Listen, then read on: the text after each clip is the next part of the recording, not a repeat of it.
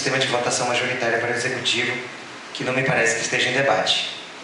Nós não pretendemos mudar tudo, inclusive pensar num sistema parlamentarista, por exemplo, a gente poderia até excluir esse voto majoritário e o Executivo seria escolhido por membros do Parlamento.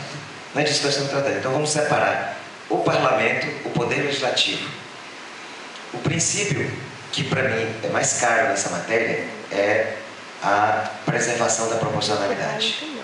A meu ver, se trata de uma conquista da humanidade, particularmente uma conquista nossa, que não quer dizer que todos os países adotem, mas que me parece que nós não podemos abrir mão desse modelo.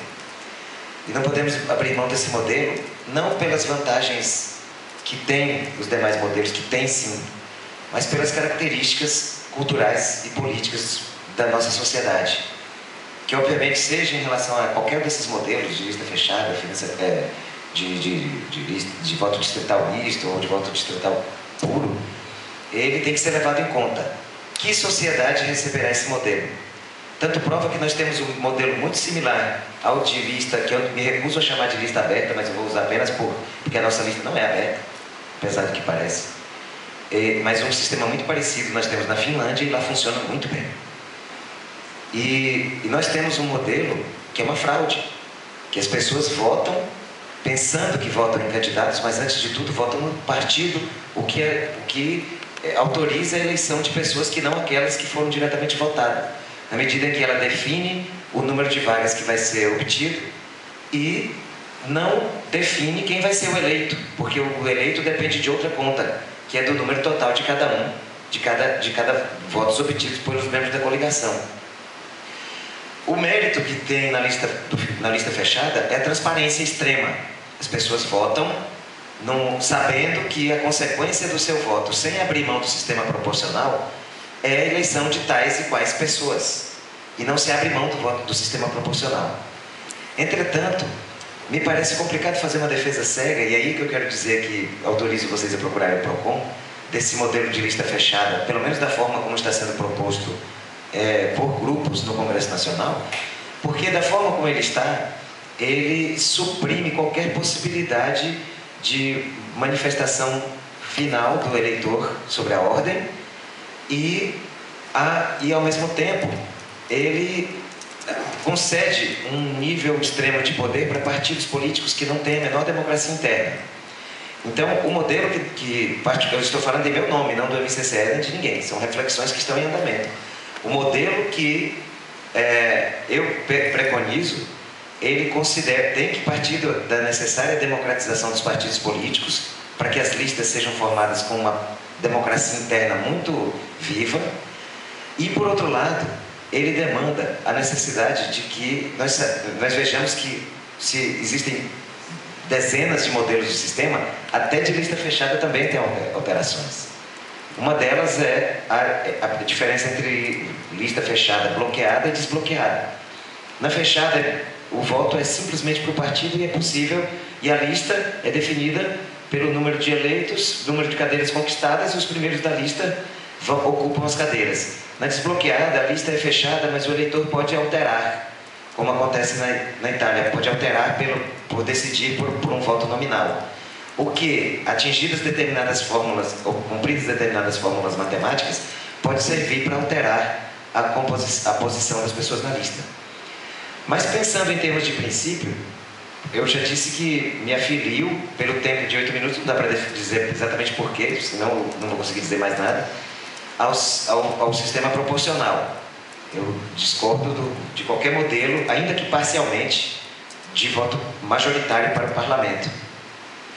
Mas me parece que o que eu quero ressaltar para que a sociedade reflita, inclusive para que faça o modelo que nós do MCCE temos defendido, que a sociedade faça a reforma política e não espere pelo parlamento, é de que nós consigamos, pelo sistema que vem a ser instaurado, fortalecer os partidos políticos, e garantir o multipartidarismo, garantindo o multipartidarismo, fortalecer os partidos políticos, dotá-los de maior ideologia, compeli-los a uma distinção ideológica e programática, e ao mesmo tempo permitindo que a sociedade de alguma maneira influa pela sua representação, pela proporcionalidade com que está representada na composição do parlamento, de tal forma que o parlamento seja o resultado da demonstração da força de qualquer grupo, por menor que seja. O grupo ambientalista que ocupe 1%, que consiga 1% dos votos, teria 1% do parlamento. E assim por diante, de tal maneira que nós tivéssemos do parlamento exatamente uma colcha de retalhos do que é de fato a sociedade, exercendo a representação. Se nós ocuparmos parcial ou totalmente isso com sistemas majoritários, nós não teremos essa segurança. Porque nada impede de um partido governista eleger todos os membros do parlamento. Eu falo pelo meu estado, que eu conheço com uma palma da minha mão. Nós temos 18 deputados federais no Maranhão.